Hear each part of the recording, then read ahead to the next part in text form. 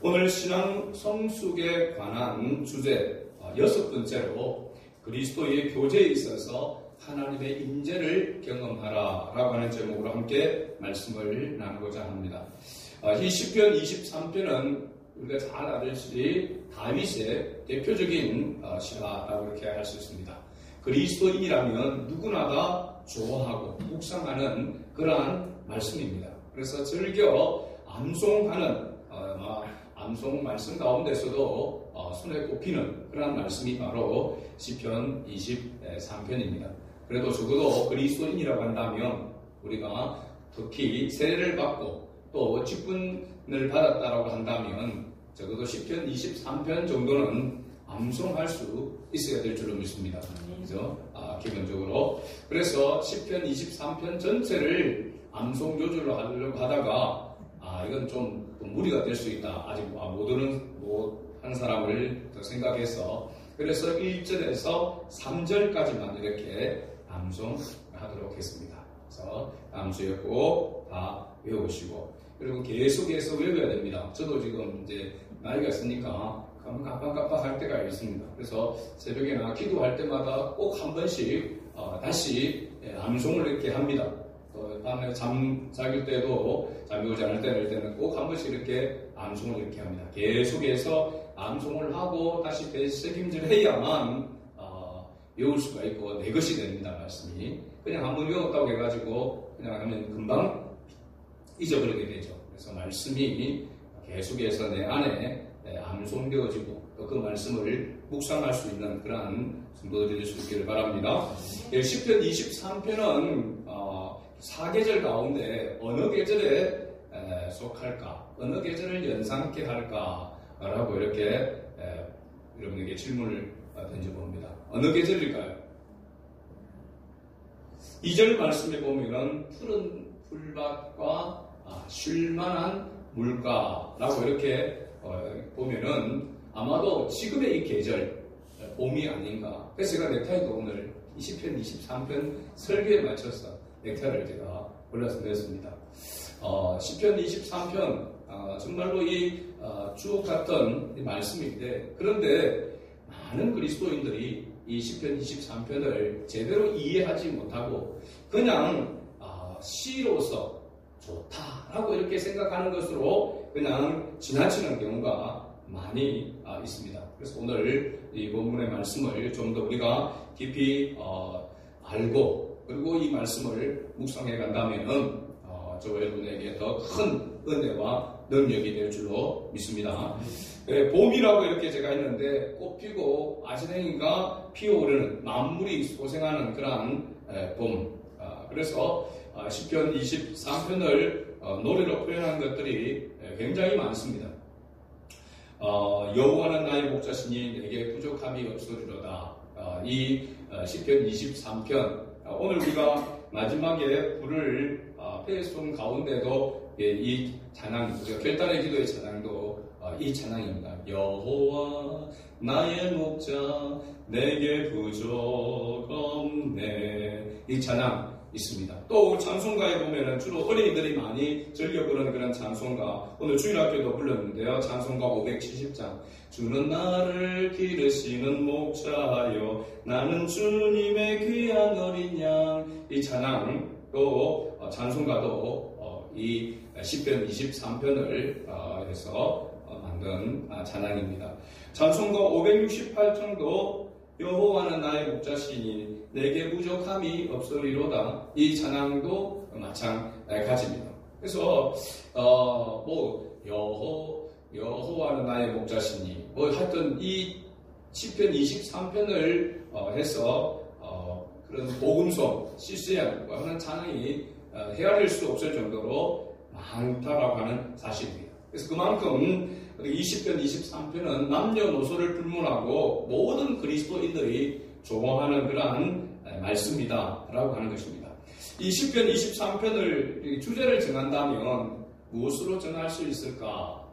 여러분들은 어떻게 생각합니까? 이 시편 23편을 우리가 읽었는데 이 시편 23편의 주제를 정한다면 주제를 무엇으로 정할 수가 있을까요?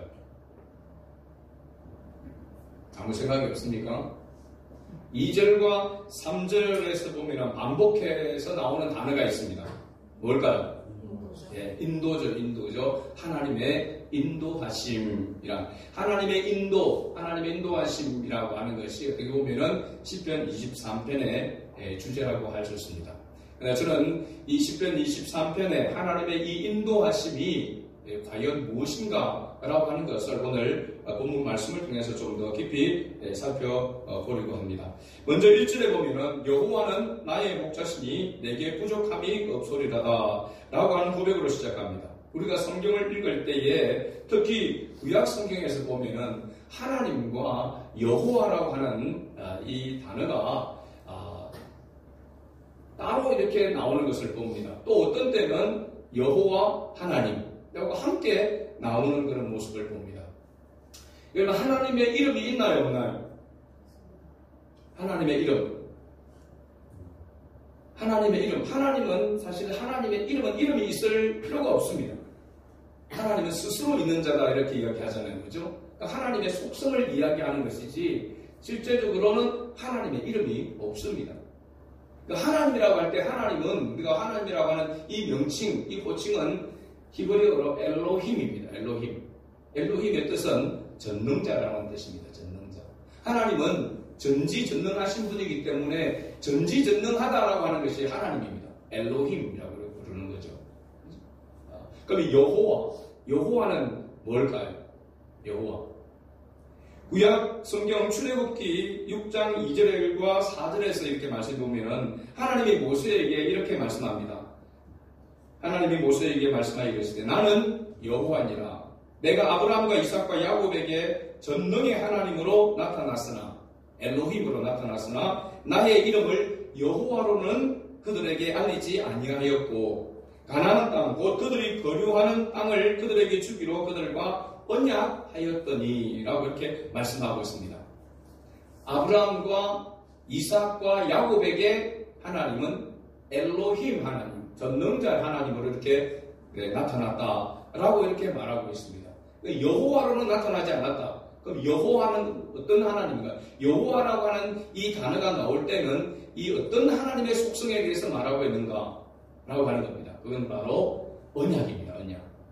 언약에 관한 언약과 연관되었을 때 나오는 하나님의 이름이라고 할 수 있는 그 단어를 여호와로 이렇게 쓰고 있다는 겁니다. 그러니까 성경이 어떤 때는 하나님, 어떤 때는 여호와로, 어떤 때는 여호와 하나님으로 라고 이렇게 표현되어 있는 것은 다 그 문맥의 의미에 따라서 사용되고 있다고 하는 사실입니다. 전능하신 하나님, 모든 것을 창조하시고 주관하시는 전능하신 하나님이라고 할 때는 엘로힘, 하나님으로 이렇게 번역이 되는 것이고 언약에 관한 말씀이 나올 때는 여호와로 이렇게 나타납니다. 주로 이스라엘 백성들에게 나타날 때는 여호와라고 많이 나타납니다. 왜? 언약의 백성이기 때문에 그렇습니다. 그래서 아브라함과 이삭과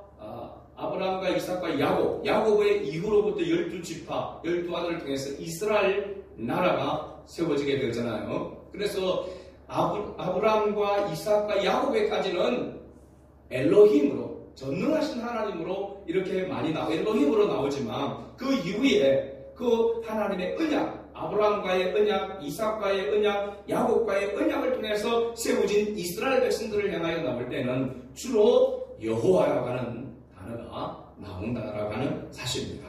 그래서 여기서 다윗이 시편 23편에서 여호와는 나의 목자시니라고 이렇게 여호와라고 하는 단어를 쓴 것은 여호와 하나님이 자기와 어떤 관계라고 말하고 있느냐면 언약의 관계에 있는 분이다라고 하는 것을 말하고 있는 것이죠. 그래서 언약의 관계라고 한다면은 하나님의 구원, 하나님의 인도하심, 그리고 하나님의 지키심과 돌보심과 보호하심, 모든 것이 하나님 안에 있음을 말할 때에 언약, 여호와라고 하는 이 단어를 쓰게 되는 것입니다. 그런데 다윗은 이런 여호와를 나의 목자라고 이렇게 고백하고 있습니다. 이스라엘 백성의 하나님이시지만 그 하나님을 자신의 하나님, 나의 목자라고 그렇게 이야기하고 있는 것은 이스라엘 백성들이 전체가 경험한 하나님만이 아니라 자기가 직접 그 언약의 하나님을 경험했기 때문에 여호와는 우리의 목자신이라고 아니라 나의 목자신이라고 말하고 있는 겁니다. 오늘 저와 여러분도 마찬가지입니다.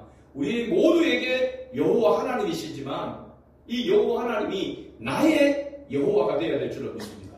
나의 하나님이 되어야 되는 거죠. 내가 경험한 하나님으로 고백되어져야 한다는 사실입니다. 그렇다면 왜 다윗은 여호와를, 이 언약의 하나님을 자기의 목자라고 이렇게 이야기했는가? 우리가 잘 알듯이 다윗은 원래 직업이 뭐였습니까? 왕이 되기 전에 목동이었습니다.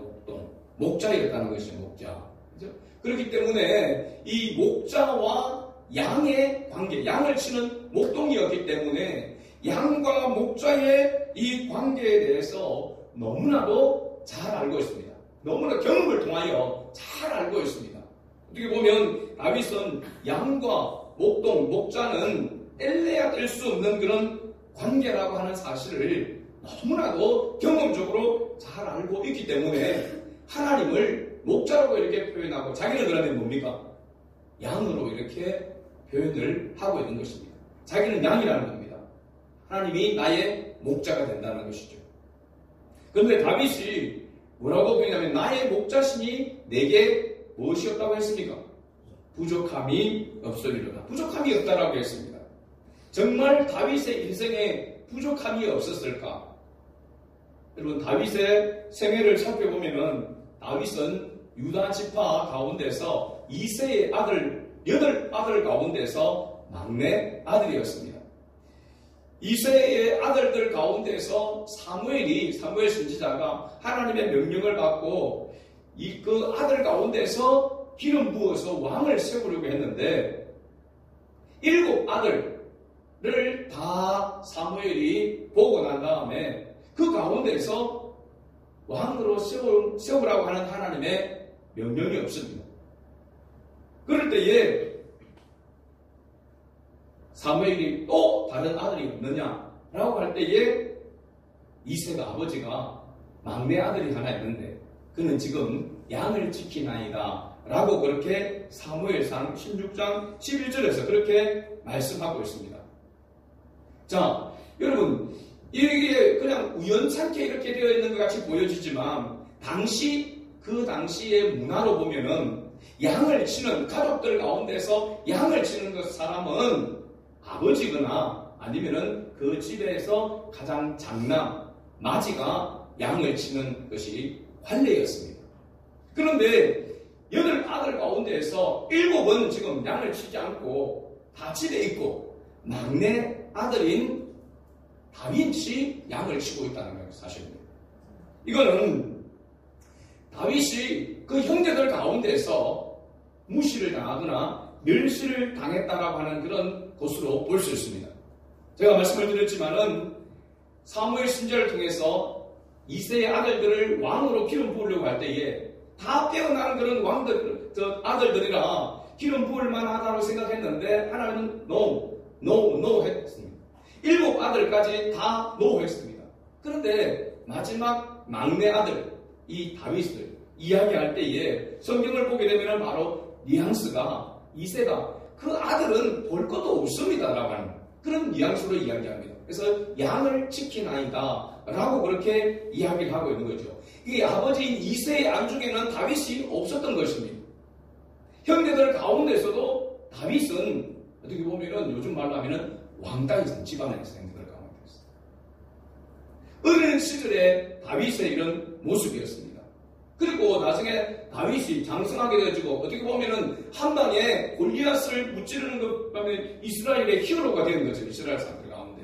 그죠? 영웅이 되었습니다. 그러나 그것도 잠시 사울 왕이 자기의 바로 사위가 된 이 다윗을 3,000명의 군사를 모아서 다윗을 죽이려고 늘 했습니다.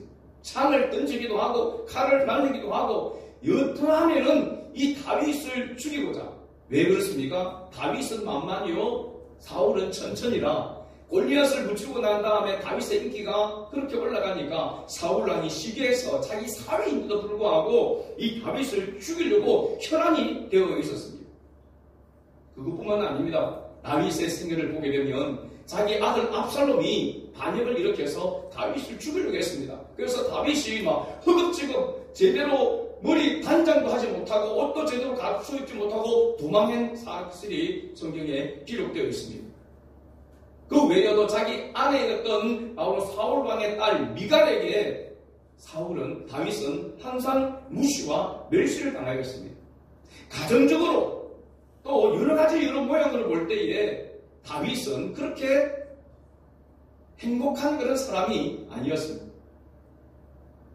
나중에 그 다윗의 생애를 전체를 다 보게 되어지면 정말 말할 수 없는 고통 가운데 있었다라고 하는 것을 알 수 있습니다. 그 가운데 하나가 또 있습니다. 좀 평안하여 쉴만한 그때에 다윗이 뭐 하게 됩니까? 왕궁을 걷다가 모욕하는 바세바를 봅니다. 우리아의 아내, 자기 부하 장수의 아내 바세바를 봅니다. 그게 욕심에 그 여인을 취하게 되어서 아들을 낳게 됩니다. 그 첫 아들을 낳을 때 아들이 그야말로 햇볕을 보지 못하고 죽게 되어집니다. 하나님께서 징계를 하신 거죠. 자식을 가슴에 묻는 비극도 가지고 있었습니다. 다윗의 생애를 보게 되면 어떻게 보면은 좋은 날, 평안한 날이 거의 없었습니다. 그 험악한 세월을 어떻게 보면 살았다라고 할 수 있습니다. 이런 다윗이 지금 여호와는 나의 목자시니 내게 뭐가 없다고요? 부족함이 없다라고 이렇게 고백하고 있는 것입니다. 아무리 생각해도 다윗의 생애 가운데서 부족함이, 연약함이, 결핍이 훨씬 더 많다라고 하는 사실입니다.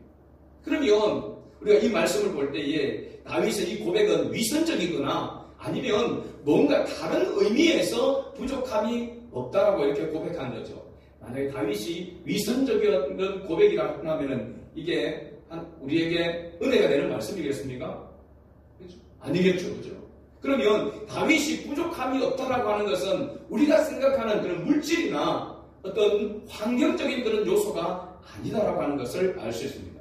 물질적으로 환경적인 그런 요소들을, 상황들을 보면은 다윗은 부족함이, 결핍이 너무나 많은 사람이었습니다.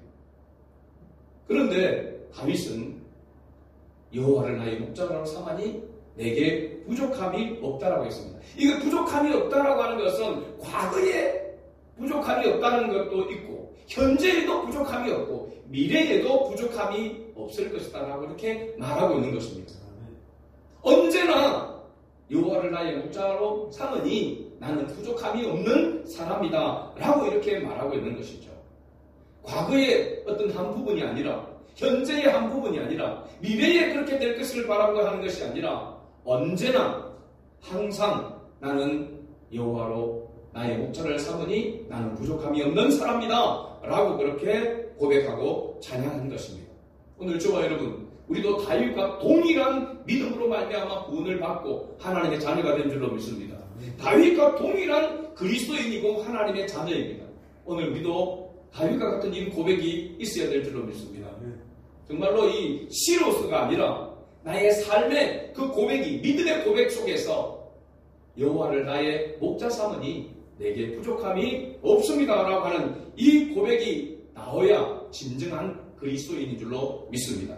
자, 그렇다면 다윗이 어떻게 부족함이 없다라고, 하나님이 그에게 어떻게 해주셨기에 부족함이 없다라고 이렇게 말하고 있는가? 그 이유를 보면 오늘 2절에서 5절까지 말씀이 하나님이 이러이러한 목자이기 때문에, 이런 하나님이시기 때문에 나는 부족함이 없다라고 이렇게 고백하고 있는 것을 봅니다. 2절을 먼저 봅니다. 2절 같이 읽어봅니다. 그가 나를 푸른 풀밭에 누이시며 쉴만한 물가로 인도하시는도다. 아멘. 양을 치는 목자는 양이 항상 필요한 것이 꼴입니다. 꼴. 푸른 풀밭이죠. 푸른 풀밭. 그리고 물을 마셔야 됩니다. 그죠? 꼴과 물을 있는 곳을 찾아서 그렇게 양을 그리로 데리고 가야 되는 겁니다. 그러면 이 푸른 풀밭과 쉴만한 물가는 누가 준비하는 것일까요? 당연히 목자가 준비하는 것이죠. 양이 스스로 꼴을 준비하고 양이 스스로 물을 찾아 나서는 것이 아니라 목자가 푸른 풀밭과 쉴만한 물가를 발견하고 찾아서 그 위로 양을 인도하는 것입니다. 그러면 푸른 풀밭과 이 쉴만한 물가를 준비하는 것은 양에게 있는 것이 아니고 목자에게 있다는 사실입니다. 다시 말하면 오늘 우리가 이 땅을 살아가는 가운데에서 우리에게 필요한 양식, 우리에게 필요한 그런 음료라고 할 수 있는 영과 육의 양식 모두가 누가 준비를 하느냐? 하나님께서 준비하신다는 사실입니다. 우리가 주기도문에서 오늘날 우리에게 일용한 양식을 주옵시고 라고 합니다. 히브리어로서는 오늘이라고 하는 단어와 내일이라는 단어가 같이 사용됩니다. 오늘이 내일이고 내일이 오늘인 것입니다. 그러니까 오늘날 필요한 일용할 양식은 곧 내일의 일용할 양식이라는 겁니다. 그런데 이 일용할 양식은 누가 준비한다는 겁니까? 하나님이 준비하신다라고 말하고 있습니다. 근데 우리는 이 일용할 양식을 위해서 늘 염려하고 걱정하고 있지 않습니까? 예수님은 무엇을 먹을까, 무엇을 먹을까, 무엇을 마실까 염려하지 말라고 했습니다. 이런 다 이방인들이 구하는 것, 하나님을 알지 못하는 사람들이 구하는 것이다. 너희는 먼저 그의 나라와 그의 의를 구하라. 그러면 이 모든 것, 필요한 것들을 하나님께서 더하여 주시겠다고 말씀한 것입니다. 그러니까 다윗은 양으로서 자기가 양으로 볼 때에 하나님이 자기에게 푸른 풀밭, 쉴만한 물강으로 인도해 주시기 때문에 자기는 부족함이 없다라고 고백한 것입니다. 사실 여기 푸른 풀밭이라고 한다면은 제가 4월 달에 성지를 탐방 갔을 때에 보면은 요르단도 마찬가지고 이쪽 이스라엘도 마찬가지고 양쪽 다 근데 전체적으로 보면 가나안 땅이죠. 요단 동편과 서편이라고 할 수 있습니다. 모두가 다 4월달입니다. 이 4월달이면 어떻게 돼야 됩니까? 다른 뜻들을 보면은 나무에 이렇게 푸른이 이렇게 싹이 납니다. 그러면 4월달이면 여기도 풀이 벌써 자라겠습니다. 파릇파랗게 자라야 될 때입니다. 그런데 가서 보니까 파릇파릇한 풀이 없습니다. 다 말라 있습니다. 그 풀이 어느 곳에 있는지 찾아보기가 힘들 정도였습니다. 그러면 왜 그렇게 되는가? 지중해에서 이 봄이 되면은 동풍이 불게 되어지면은 하루아침에 그 파릇파릇한 그 풀들이, 초목들이 다 말라버리게 되는 것입니다. 그러면 광야나 이런 데 양을 치게 되어지면은 들판에 양을 치는데 양이 있는지 없는지 구분이 안 됩니다.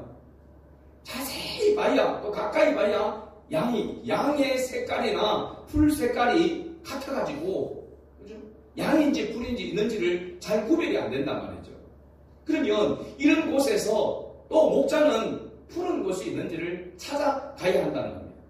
그리고 여기 쉴만한 물가라고 하는데 쉴만한 물가, 그럼 우리가 있을 만한 그런 물가로 생각하는데 이 쉴만한 물가라고 하는 뜻은 흐르지 않는 물을 말합니다. 고여 있는 것을 말하죠. 이건요, 양에 대한 성질에 대해서 알아야만 이해가 될 수가 있습니다. 양은 우리가 잘 알듯이 엄청나게 근시입니다. 근시. 멀리 보지를 못합니다. 그래서 양은 항상 보면 위로 고개를 드는 경우가 잘 없다.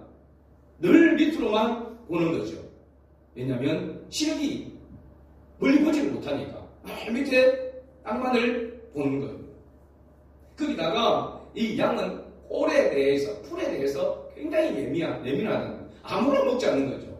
사람을 치면 편식이 엄청 심한 동물이 바로 이 양입니다. 거기다가 이 양은 방향 감각이 잘 없대요. 그래서 항상 허둥지둥거린다는 거예요. 허둥지둥. 어디로 갈지를 모르고. 그리고 겁이 많답니다.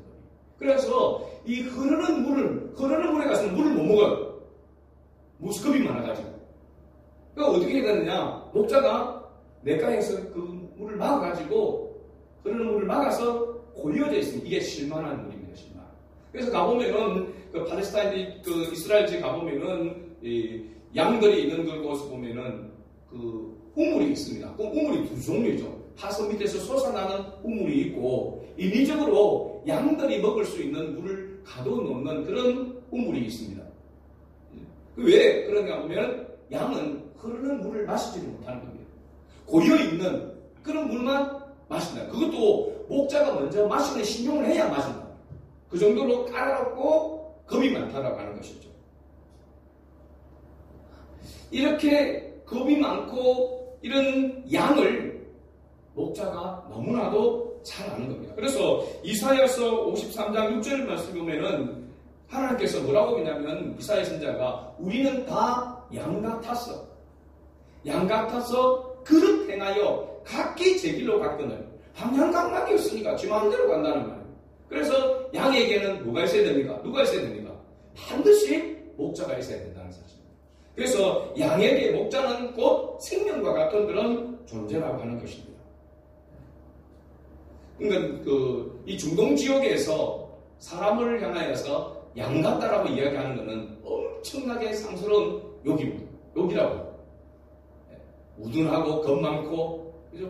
허둥대고 하는 그런 멀리 내다보지 못하는, 우리나라로 친다면은 개 돼지의 비유가 되는 정도로, 그래서 우리가 온순하고 그러면은 아이고 참 양같이 순합니다 라는데 아주 알고 보면은 욕이라고 하는 사람이에요. 중동 지역에서는 엄청난 센 욕이 바로 양 같다는 겁니다. 그러니까 우리나라를 보면은 약간 이 개돼지의 같은 그런 수준의 바로 욕이라고 이렇게 말할 수 있는 거죠.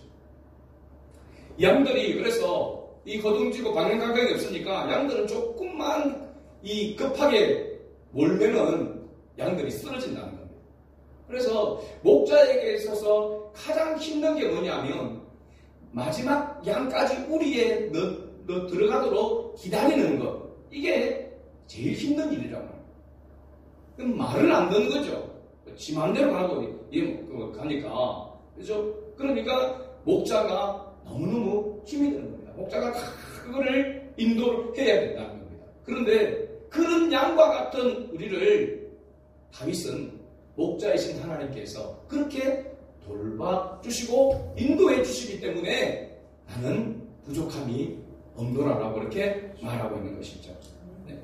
그리고 다윗은 자신이 양과 같이 미련한데 여호와 하나님이 자신과 맺은 언약을 위해서 자기 이름을 위하여, 이 자기 이름이라 말은 바로 언약의 하나님 여호와를 말하고 있는 것입니다. 그 언약을 위하여, 그 언약을 맺은 하나님 여호와이기 때문에 그 의의 길로 하나님이 원하시는 뜻대로 인도하시기 때문에 자신은 부족함이 없다고 말합니다. 그리고 4절 말씀 우리 다시 읽어봅니다. 4절을 같이 읽겠습니다.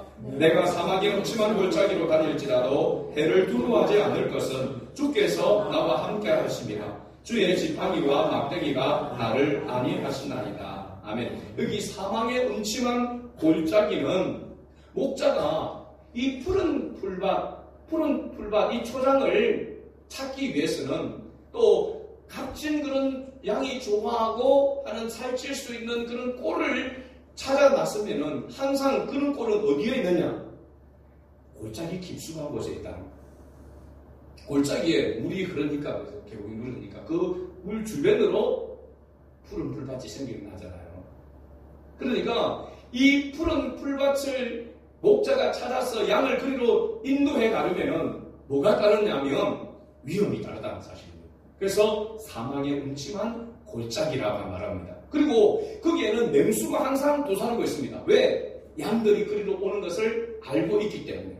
그래서 맹수가 거기에 도사리고 있기 때문에 이 푸른 초장 또 실만한 물강으로 양을 인도해 가면은 거기에는 바로 생명의 위협이 있다는 것입니다. 그래서 사망의 음침한 골짜기라는 겁니다. 그런데 그렇게 다닐지라도 그런 곳으로 꼴을 먹일지라도 해를 두려워하지 않을 것은, 바로 이 해는 냉수나 여러 가지 많은 그런 어려움들을, 환난을 말하고 있는 것이죠. 그것을 두려워하지 않을 것은 뭐라고 말합니까? 주께서 나와 함께 하십니다. 양에게 목자가 함께 하고 있다는 겁니다. 그리고 주의 지팡이와 막대기가 나를 안위하시나이다. 사망의 음침한 골짜기를 찾아갈 때에, 그때에는 이 사망의 음침한 골짜기, 이 위험한 골짜기를 갈 때에는 항상 목자는 다른 어느 때보다도 예민해진다는 사실입니다. 민감해지게 되는 것이죠. 명수가 출몰할 수도 있고 그 운동에 빠질 수도 있고 여러 가지 그런 어려운 환란들이 분명히 나타나기 때문에 그때에 이 목자는 가장 신경을 많이 쓰게 된다는 사실입니다. 그래서 들고 다니는 바로 지팡이, 목자가 들고 다니는 지팡이가 이런 모양이죠. 왜 이런 모양이냐? U자에 묻어 있죠. 웅덩이에 빠지면은 목에 걸어서 건져내는 용도로 사용하게 됩니다. 막대기는 어떤 용도로 사용합니까? 막대기는 냉수가 나타날 때 그걸 물리치는 도구로도 사용하지만 말 안 듣는 양들 엉덩이를 톡톡톡톡 때려가지고 그죠? 모는데 사용하는 게 막대기라고 이야기합니다. 그래서 우리 성도들도 말 안 들으면 막대기로 이렇게 좀 맞고 이렇게 해야 됩니다. 그런 용도로 양을 친다라고 하는 것이죠. 그죠? 자, 우리가 신앙생활하는 가운데서 어느 때에 우리의 신앙이 성숙되는가? 양은 이 사망의 음침한 골짜기에서 양질의 거기에 푸른 풀밭에서 꼴을 넣고 이제 그 골짜기를 벗어나게 될 때에 양은 살이 통통하게 오르게 된답니다.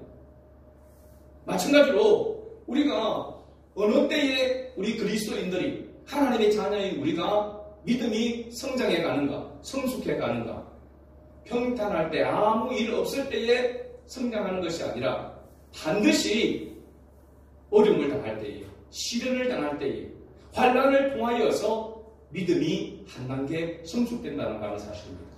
왜냐하면 내가 어려움을 당할 때 그때 하나님은 더 예민하게 나를 주시하게 있기 때문에 그렇습니다. 그래서 그때에 기도하는 그 강도의 기도를 하나님은 들으신다는 사실입니다. 두 가지의 부류입니다. 어려움을 당하고 환난을 당하는데도 신앙이 성숙하지 않는다. 하나님의 말씀에 따라서 순종하지 않기 때문에 그렇습니다. 하나님이 가까이 계시고 하나님이 간섭하시고 하나님이 이끌어주시고 구원해 주시기를 원하시는데 거기에 따라 순종하지 아니하고 끝까지 거역하여서 자기 길로 가게 되어지면은 환난과 시련을 당하고 난 이후에도 믿음이 성장하지 않는 것입니다. 자라지 않는 것입니다. 오히려 병이 들어서 더 힘들어지게 되는 그런 모습을 봅니다. 우리 성도들도 마찬가지입니다. 우리가 사망의 음침한 골짜기를 다닐 때가 많습니다. 예수 믿고 난 다음에 우리가 정말 평탄하고 아무 일 없고 모든 것이 우리의 뜻대로 잘 되기를 바라지만 절대로 그렇게 되도록 내버려두지 않습니다. 다윗 마찬가지입니다. 하나님께서 기름 부어 왕으로 세웠지만 왕으로 세운 그 이후부터 시작해서 하나님 앞에서는 그날까지 다윗은 그의 생애가 험난한 그런 생애였습니다. 결핍이 많은 그런 생애였습니다. 그런 가운데서도 다윗은 하나님 앞에서 나는 부족함이 없다라고 그렇게 고백한 것입니다. 그것은 어려움을 당할 때마다 힘든 일을 당할 때마다 우환이 생길 때마다 그때마다 다윗은 하나님을 주인 삼았고 하나님의 인도를 의지했기 때문에 하나님이 또 이 어려움 속에서 반드시 건져내 주실 것이다. 하나님께서 더 큰 은혜를 베풀어 주실 것이라고 하는 그 믿음을 가지고 있었기 때문에 다윗은 부족함이 없다라고 이렇게 고백한 것입니다. 5절 말씀을 봅니다. 주께서 내 원수의 목전에서 내게 상을 차려주시고, 이 상을 차린다는 말은 밥상을 말하고 있습니다. 유대의 문화에 있어서 이 상을 차린다, 밥상을 같이 한다라고 하는 것은 가족이 되었다라고 하는 것을 말하고 있습니다. 다윗은 바로 하나님의 가족이 되어져서 하나님과 함께 밥을 먹는 식탁 교제를 나누는 그 은혜를 말하고 있는 것입니다. 그래서 우리가 교회 안에서도 우리가 식사 교제하는 것은 단순히 밥 함께 해결하는 그 차원을 넘어가 있는 것입니다. 성도의 교제가 있는 것입니다. 그렇죠? 그래서 보면은 이 문화는 동양이나 서양이나 식탁 이 교제의 문화는 굉장히 교제에 있어서 중요한 그런 의미를 담고 있습니다. 가족이 되었다라고 하는 그런 증거가 바로 내 원수의 목전에서 내게 상을 치르시고, 이제 원수 그 앞에서도 하나님께서 너는 내 가족이라고 구별해 주신 것입니다. 그리고 기름을 내 머리에 부으셨으니 내 잔이 넘치나이다. 기름을 부었다라고 하는 것은 바로 치유와 회복을 뜻하는 것입니다. 안정과 평안을 말하고 있습니다. 하나님의 자녀로서 온전히 마치 집을 나갔던 탕자가 돌아왔을 때에 아버지가 그의 신을 신기고 씻기고 옷을 입히고 그리고 손에 가락지를 끼워서 아들됨을 회복시켜준 것과 같이 마찬가지로 그렇게 하나님께서 만들어주시기에 내 잔이 넘치나이다. 하나님의 은혜입니다. 하나님의 은혜가 너무나도 큽니다. 라고 하는 이 고백이 내 잔이 넘치나이다 라고 하는 이 고백과 같은 것입니다. 그리고 이러한 은혜는 과거와 현재에 그치지 않고 미래에도 이어질 것이다 라고 하는 그런 확신의 고백이 바로 6절에 나와 있습니다. 6절을 다시 읽어봅니다. 내 평생의 선하심과 인자하심이 반드시 나를 따르리니 내가 여호와의 집에 영원히 살리로다. 아멘. 여기 선하심은 좋았다라고 하는 것입니다. 완벽하다는 걸 말합니다. 바로 히브리어로 토브랍니다. 토브 들어봤죠? 어디에서 나왔습니까? 창세기에서 하나님이 천지를 창조하시고 하나님이 보시기에 좋았더라, 완벽했더라 라고 하는 단어가 바로 토브입니다. 하나님이 완벽하게, 하나님이 온전하게 하나님께서 붙드신다라고 하는 것을 말하고 있습니다. 인자하심은 헤세드입니다. 헤세드. 우리 카페에 들어가는데 헤세드 있죠. 헤세드. 이 헤세드는 바로 하나님의 모든 속성이 함께 한다라고 하는 그런 하나님의 자비하심, 하나님의 전능하심, 하나님의 돌보심, 하나님의 모든 긍휼하심, 그 모든 것이 헤세드입니다. 하나님 안에서. 하나님께서 그러니까 모든 것을 책임져 주실 것이다. 그래서 나는 여호와의 집에 영원히 살리로다. 여호와의 집에 산다라고 하는 것은 다윗이 뭐 하겠다는 겁니까? 여호와의 집에서 먹고 마시는 것이 아니라 여호와의 집에서 하나님을 예배하겠다는 것입니다. 예배하겠다는 것이죠. 왜? 하나님께서 나에게 부족함이 없는 그러한 것으로 인도해 주시기 때문입니다. 그렇다면 우리가 앞에서 시편 23편의 제목을 뭐로 정했습니까? 하나님의 인도하심이라고 했습니다. 하나님의 인도하심, 그 하나님의 인도하심은 어느 때에 더 강력하게 나타난다는 말입니까? 우리의 삶 가운데서, 모든 삶 속에서, 더군다나 그 가운데서 어려움을 당할 때에, 사망의 음침한 골짜기로 다닐 때에, 그때에 하나님께서 나와 함께 하신다. 그래서 야곱이 그렇게 고백한 겁니다. 내가 받은 복은 내 손주의 복보다 갑절로 더 받았다라고 했습니다. 선조가 누굽니까? 이삭과 아브라함입니다. 야곱이 받은 물질로 환경적으로 따지면 아브라함과 이삭과 비교가 되지 않습니다. 야곱은 자기의 생애를 험악한 세월을 보냈다고 했습니다. 다윗도 험악한 세월을 보냈습니다. 그러나 다윗의 이세의 아들 다윗을 만나니 내 마음에 꼭 맞는 자라고 하나님이 말씀하셨습니다. 그러면 그게 뭘까요? 하나님의 인도하심은 뭘까요? 우리의 생애 가운데 우리가 어려움을 당할 때, 고통당할 때, 우환과 즐거워 여러 가지 즐거움 가운데 있을 그때에 주님께서 만나 주시는 것입니다. 그래서 이 인도하심은 바로 하나님의 임재를 말하고 있는 것입니다. 하나님의 임재. 하나님의 임재. 그 임재가 계속 되어지기를 바라는 것이 다윗의 소망이었습니다. 그 임재가 어느 곳에서 계속 되어지느냐? 바로 예배의 자리라는 사실입니다. 그래서 여호와의 집에 내가 영원히 거하리로다 라고 고백한 것입니다. 우리가 하나님 앞에 예배드리는 것, 제가 예배에 대한 그런 부분들을 자주 언급하지만 이 예배를 그냥 시시하게 이렇게 생각하면 안 됩니다. 예배의 정성을 드려야 됩니다. 예배의 믿음의 고백을 합니다. 영과 진리로 예배한 자를 찾으신다고 말했잖아요. 준비 없는 예배 하나님 받지 않습니다. 정성 없는 예배 하나님 받지 않습니다. 더군다나 믿음 없는 예배 하나님 받지 않습니다. 그래서 우리가 은혜 받기를 원한다고요? 하나님의 인도하심을 받기를 원한다고요? 그거 어떻게 우리 속에서 여호와를 나의 목자 삼으니 내가 부족함이 없다라고 하는 그런 고백이 나옵니까? 부족함이 없다고 느껴집니까? 하나님 왜 이거 안 들어주시고, 하나님 이렇게 내가 오랫동안 교회를 다니고 이렇게 11주도 하고 하나님 헌금하고 또 이렇게 봉사하는데 하나님 이것도 안 들어주십니까? 하나님 앞에 늘 우리는 원망과 불평이 어떻게 보면 더 많다라고 할 수 있습니다. 언제까지 하나님께서 채워주실 것인지, 그죠? 그것이 우리의 관심에 있지 않습니까? 그러나 하나님은 모든 것을 다 채워주고 계시다라고 하는 사실입니다. 우리가 특히 어려움을 당할 때에, 우리가 아파하고 우리가 더 고통스러운 가운데 있을 때에 하나님은 더 예민하게, 더 민감하게 우리 옆에서 우리를 돌보시고 계신다고 하는 사실을 우리는 알아야 하는 겁니다. 그것을 알지 못하면 절대로 믿음이 성장하지를 못하는 것입니다. 조그만 일이 닥치면 낙심하게 되어지게 되고 원망하게 되고 불평하게 되고 뒤로 물러서는 자가 되는 것입니다. 하나님 절대 기뻐하지 않습니다. 그런 자의 특징이 뭡니까? 예배에서 멀어지는 것입니다. 예배에서 멀어지는 겁니다. 여러분, 우리가 자신이 예배에 대하여서 진심이 되지 않고 거기에 마음을 들이지 않는 것은 멀어져 있는 것입니다. 상당한 영적인 그런 질병 가운데 있다라고 말할 수 있습니다.